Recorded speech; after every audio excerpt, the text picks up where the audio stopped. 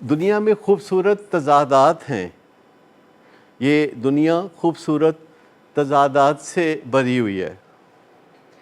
مثال کے طور پر ایک خوبصورت تضاد میں نے یہ دیکھا ہے کہ جو فیملیز چاہتی ہیں کہ ان کا بچہ جلدی سے ٹھیک ہو جائے، ان کا بچہ دیر سے ٹھیک ہوتا ہے، اور جو فیملیز چاہتی ہیں کہ سانوں نہیں پتہ جدوں مرضی ٹھیک ہوئے، جدوں ٹھیک ہوئے گا تیری جان چھڈاں گے، ان کا بچہ جلدی سے ٹھیک ہو جاتا ہے۔ آپ مجھے اس خوبصورت تضاد کی وجہ بتا سکتے ہیں؟ جی نہیں، اگر کوئی یہ کہتا ہے کہ جلدی سے ٹھیک ہو جائیں تو انہی کا بچہ جلدی سے ٹھیک نہیں ہوتا، اور جو کہتے ہیں کہ اچھا جی جدو اللہ دی مرضی اسی کوشش کر دے رہیں گے، ان کا جلدی سے ٹھیک ہو جاتا ہے۔ اس کو کہتے ہیں خوبصورت تضاد۔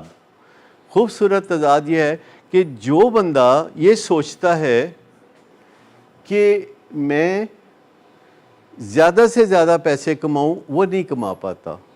جو بندہ سوچتا ہے کہ میں زیادہ سے زیادہ اپنے پرپز پہ رہوں، اپنے مقصد پہ رہوں، اپنی ذمہ داری کو پورا کروں، اور اگر کوئی بندہ اپنی ذمہ داری پوری کرے، اگر وہ رکشے والا ہے یا دکاندار ہے یا ڈھابے والا ہے یا کوئی اور بزنس مین ہے، ٹھیکیدار ہے، اگر کوئی پرپز پہ ہے تو مجھے یہ بتائیے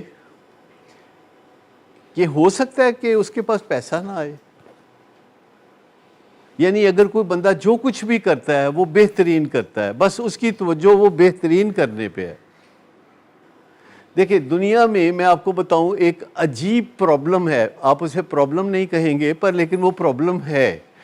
دنیا میں کچھ آرگنائزیشنز ہوتی ہیں اور ان آرگنائزیشنز کا نام ہوتا ہے ناٹ فار پروفٹ۔ کیا مطلب ہوا؟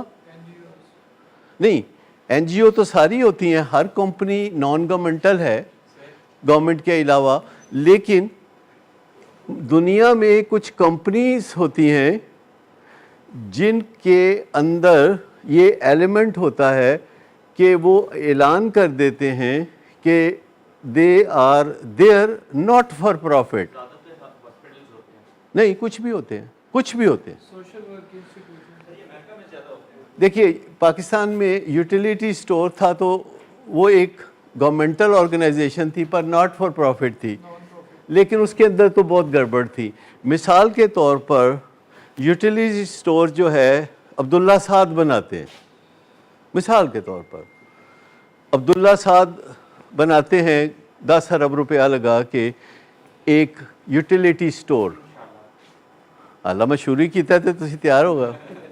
میں آپ کو بہت سنجیدگی سے بات کر رہا ہوں کہ آپ 10 ارب روپیہ لگا کے تو یوٹیلیٹی سٹور بناتے ہیں، اور وہ ایک پرائیویٹ یوٹیلیٹی سٹور ہے جس پہ لکھا ہوا ہے ناٹ فار پروفٹ، اور یہ کثیر سرمائے سے وہاں پروڈکٹس شیلفوں پہ لے آتے ہیں، اور چونکہ انہوں نے پروفٹ نہیں کمانا، ان کا سارا نظریہ پروفٹ نہ کمانے کا ہے، تو یہ خام مال ادھار پہ خریدیں گے کہ کیش پہ؟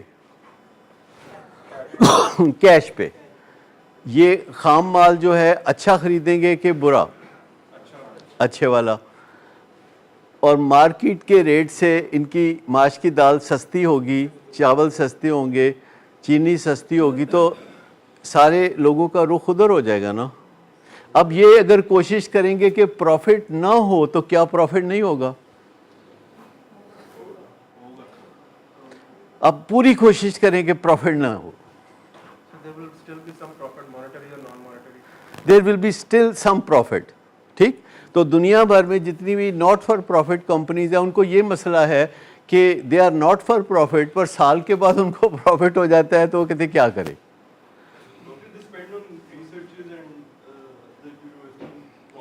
جی، تو جب ناٹ فار پروفٹ کے لیے کیا جاتا ہے تو نیچرلی اس میں اگر آپ بائنگ کے ٹائم پہ ادھار کی بجائے، کیونکہ زیادہ تر آپ کو پتہ ہے کہ جو کاروبار ہوتے ہیں، جیسے بیڈن روڈ پہ ایک دکان ہے اس پہ 50 آئٹم ہیں، تو وہ سارے آئٹم ادھار پہ پڑے ہوتے ہیں وہاں، اور مختلف کمپنیاں اپنے پروڈکٹس پنکھے ایئر کولر موٹریں ادھر رکھ دیتے ہیں کہ بک جائیں گے تو ہمیں پیسے دے دینا. تو جب کوئی ادھار پہ مال وہاں رکھے گا اور دکاندار اس میں انویسٹ بھی نہیں کرے گا اور دکاندار پیسے کما کے بھی بڑی مشکل سے ان کو دے گا, تو جو پروڈکٹ دینے والا ہے وہ ریٹ بھی اونچا رکھے گا. اس کی بجائے ایک اور دکاندار کہے کہ جی میں کیش پہ پروڈکٹ خریدتا ہوں آپ کی اور کیش پہ بیچوں گا, تو وہ کیش پہ خریدے گا تو بہت سستی خریدے گا. اور اگر اس کا نظریہ ہے کہ میں پروفٹ نہ کماؤں تو خوبصورت تضاد یہ ہے کہ اس کو بار بار ڈیفیکلٹی ہوگی کہ پروفٹ ہو جائے گا. کیوں ہو جائے گا پروفٹ, آپ بتا سکتے ہیں؟ نہیں, پرپز اس کا پیسے کمانا نہیں ہے, پر پیسے آ رہے ہیں دھڑا دھڑ. ڈیمانڈ اتنی زیادہ ہو جائے گی, ڈیمانڈ اتنی زیادہ ہو جائے گی کہ وہ کتنی بھی کوشش کرے آخر میں جو لیجر ہے اس پہ پروفٹ شو ہو جائے گا. کیونکہ اس نے پرائس کمپٹیشن باقی جو انڈسٹری میں اس نے گرا دیا, اس کی ڈیمانڈ زیادہ رائز ہو جائے گی, تو وہ نہ چاہتے ہوئے بھی اس کا پروفٹ ریشیو جو ہے. تو میں ایک بتانا یہ چاہ رہا تھا کہ جو ناٹ فار پروفٹ آرگنائزیشنز ہوتی ہیں دنیا میں, جو کنزیومر گڈز کی ناٹ فار پروفٹ ہوتی ہے, جس کا دنیا میں اب بہت رواج ہے کہ ان کا پرپز ہوتا ہے,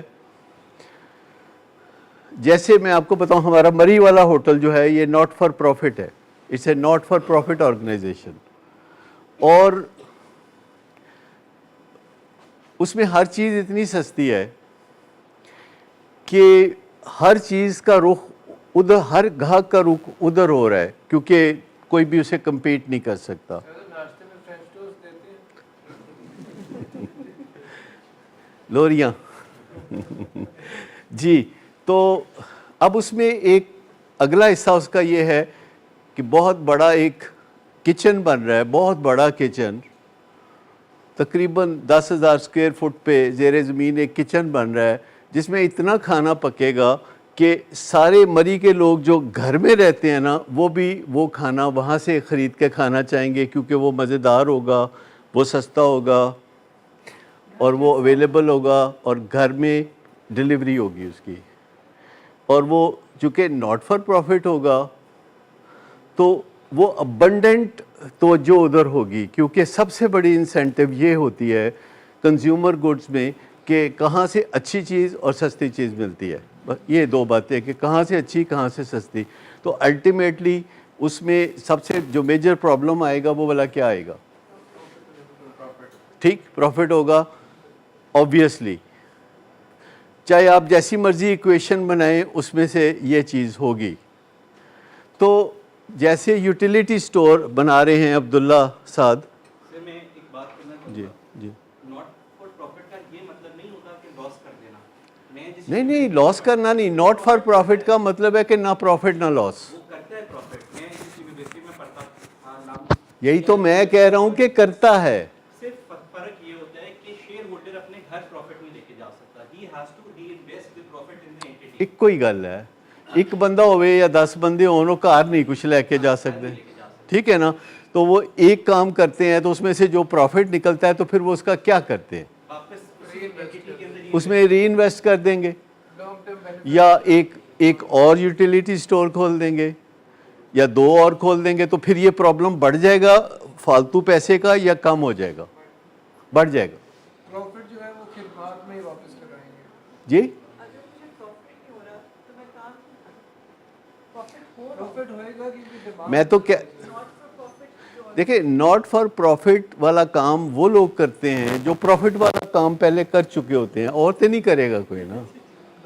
وہ وہی کرے گا نا کہ جس کو اب پروفٹ سے دلچسپی نہیں رہی, اس کو سم تھنگ ایلز ہے جو کہ اب وہ اٹریکٹ کرتی ہے, کیونکہ زندگی کے مختلف ادوار میں آپ کو ایک ہی چیز اٹریکٹ نہیں کرتی.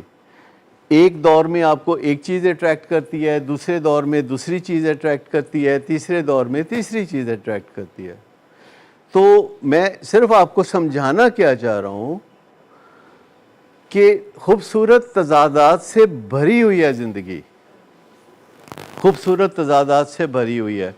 اور اگر آپ یہ سوچتے رہیں کہ کہیں ہمارا بچہ نشہ تو نہیں کر لے گا، تو اس سے بہتر ہے کہ یہ سوچتے رہیں کہ اس کی تربیت کیسے کریں، تربیت پہ زور دیں۔ اگر کوئی کھلاڑی یہ سوچتا ہے کہ پتہ نہیں میں سکور بنا پاؤں گا کہ نہیں، اور کریز کی طرف جاتے ہوئے اس کی جان نکلی ہوئی ہے، تو بہتر یہ ہے کہ وہ نیٹ پریکٹس کی طرف توجہ دے، بہتر یہ ہے کہ وہ اپنی ٹیکنیک کے اوپر سوچ بچار کرے، بہتر یہ ہے کہ وہ اس کا رابطہ کسی کوچ سے ہو، بہتر یہ ہے کہ وہ اپنے موڈ، مزاج اور موریل پہ اور اپنے تعلقات پہ توجہ دے۔ اگر کوئی کرکٹر ہے اور اس کی بیوی ناراض ہو کے لاسٹ نائٹ گئی ہے میکے، تو سویرے وہ کریز پہ جا کے اچھا کھیل سکتا ہے؟ نہیں کھیل سکتا نا۔ تو اتنی سی بات ہے کہ اگر کوئی بندہ اپنی پرفارمنس آن دی جاب اچھی رکھنا چاہتا ہے تو آف دی جاب کیا کرتا ہے وہ اس پہ توجہ دینی ہوگی، اور کبھی بھی سکور بورڈ کے اوپر تکتے رہنا، سکور بورڈ کو دیکھتے رہنا سے مسئلہ حل نہیں ہوتا۔ یعنی آپ کی یہ تمنا کہ ہمارا بچہ نشہ چھوڑ دے، وظیفہ کرنا شروع کر دو، تو اس سے نہیں، کوئی نہ کوئی کام ایسا کرنا پڑے گا سینکڑوں کاموں میں سے جس سے کہ وہ نشہ چھوڑے گا، اور سائنس آپ کی مدد کے لیے آ گئی ہے۔ آخرکار 300 سال سے وہ کام کر رہے تھے، تو وہ بتاتے ہیں کہ دیکھیں کریونگ کو ختم کرنے کے لیے کریکٹر ڈیفیکٹس پہ کام کرنے کی ضرورت ہے۔